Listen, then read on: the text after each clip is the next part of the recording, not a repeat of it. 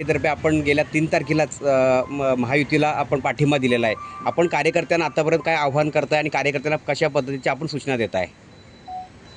स्वाभिमानी रिपब्लिकन पक्ष youth Republic या पक्षाचे सर्वे मनोजभाई संसारे, पक्षाचे अध्यक्ष सागरदादा संसारे यांच्या आदेशानुसार पूर्ण महाराष्ट्रभर म्हणजे नाशिक असेल, देवळा असेल, मनमाड असेल, येवला असेल किंवा पनवेल असेल या ठिकाणावरती, मुंबई असेल या ठिकाणावरती आमच्या पक्षातर्फे कमीत कमी 15 ते 20 उमेदवार आज निवडणूक लढवत आहेत. परंतु पनवेल शहरामध्ये आज परिस्थिती वेगळी आहे आणि आज त्या पनवेल शहरामध्ये आम्ही आमचे उमेदवार उतरवू शकलो नाही.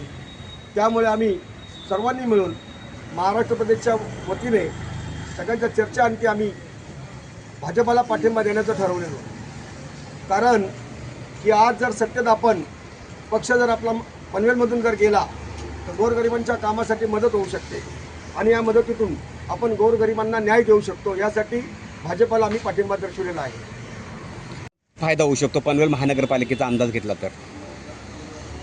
आज जर पाठिंबा दर्शवताना खरोखर भाजपाला जो फायदा होणार आहे तो दलित समाजाचा, आणि पनवेल शहरामध्ये दलित समाजही भरपूर प्रमाणात मोठ्या प्रमाणात असल्यामुळे नक्कीच त्यांचा फायदा होऊ शकतो. रणनीती कशी आखली आहे?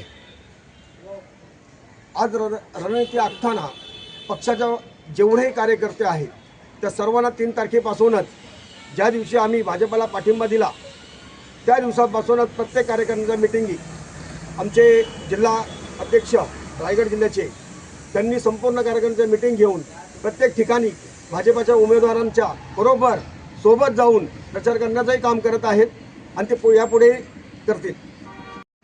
या पक्षाचे पक्षप्रमुख मनोजभाई संसारे, पक्षाचे अध्यक्ष सागर संसारे यांच्या आदेशानुसार आणि यांच्या नेतृत्वाखाली चालू असणारी पनवेल महानगरपालिकेची निवडणूक, या पनवेल महानगरपालिकेच्या निवडणुकीमध्ये मी 3 तारखेला भारतीय जनता पार्टीला त्या ठिकाणी पाठिंबा दिलेला आहे. पनवेलमध्ये जी निवडणूक चालू असताना खऱ्या अर्थानं तसं बघितलं तर कारगर आहे, कामोटा आहे, कळंबोली आहे, तळोजा आहे, त्याच्यानंतर नवीन पनवेल आहे, पनवेल आहे. या संपूर्ण परिसरामध्ये मी 3 तारखेला पाठिंबा दिल्याच्या नंतर सर्व कार्यकर्त्यांना सांगितलं की आपण भारतीय जनता पार्टीच्या 78च्या 78 उमेदवारांचा प्रचार त्या ठिकाणी करायचा आहे. खऱ्या अर्थानं लोकनेते माजी खासदार रामशेठ ठाकूर साहेब आणि आमदार प्रशांतदादा ठाकूर साहेब यांनी आम्हाला पूर्णपणे शब्द दिलेला आहे त्या ठिकाणी की तुमच्या जे काही कार्यकर्त्यांचे जे काही प्रश्न असतील ते निश्चितपणे आपली सत्ता आल्याच्या नंतर पनवेल महानगरपालिका असेल त्या नगरपालिकेमध्ये तुमच्या कार्यकर्त्यांचे प्रश्न आम्ही सोडू. एअरपोर्टसारख्या ठिकाणी, आंतरराष्ट्रीय एअरपोर्ट त्या ठिकाणी येऊ घातलेलं आहे. त्या एअरपोर्टमध्ये जी भरती चालू आहे त्या भरतीमध्ये देखील तुमच्या कार्यकर्त्यांना आम्ही सांभाळून घेऊ. आणि एवढं सर्व बोलणं झाल्याच्या नंतर खऱ्या अर्थानं जी बाहेरून जी पब्लिक त्या ठिकाणी आलेली आहे, जी कार्यकर्ते मोठ्या प्रमाणात खारघरमध्ये, कामोट्यामध्ये जी आलेली जी दलित समाजाची जी वस्ती आहे, या वस्तीमध्ये खऱ्या अर्थानं मनोजभाई संसारे यांना मानणारा खूप मोठ्या प्रमाणात वर्ग आहे आणि त्या वर्गाचा पूर्णपणे फायदा हा भारतीय जनता पार्टीला होईल मतदानाच्या रूपात. आणि खऱ्या अर्थानं मी इथला स्थानिक असल्याकारणाने मग पनवेलचं वार्ड क्रमांक 14चे अध्यक्ष या ठिकाणी उपस्थित आहेत. आसिफ शेख म्हणून अल्पसंख्याकचे अध्यक्ष त्या ठिकाणी, प्रभाग क्रमांक 20च्या आमचे महिला आघाडीचे अध्यक्ष आहेत त्या ठिकाणी ममताज पठाण म्हणून, त्या ठिकाणी पनवेल विधानसभेचे आमचे अध्यक्ष आहेत त्या ठिकाणी निलेश कांबळे, त्या ठिकाणी पनवेल शहराचे जे आमचे अध्यक्ष आहेत प्रशांत सोनावणे, या ठिकाणी उपस्थित असणारे आमचे नवीन पनवेल शहराचे अध्यक्ष आहेत किशोर कदम, कामोड्याचे जे आमचे अध्यक्ष आहेत अरुणजी जाधव साहेब, असे सर्व अध्यक्षांना आम्ही त्या ठिकाणी आदेश दिलेला आहे.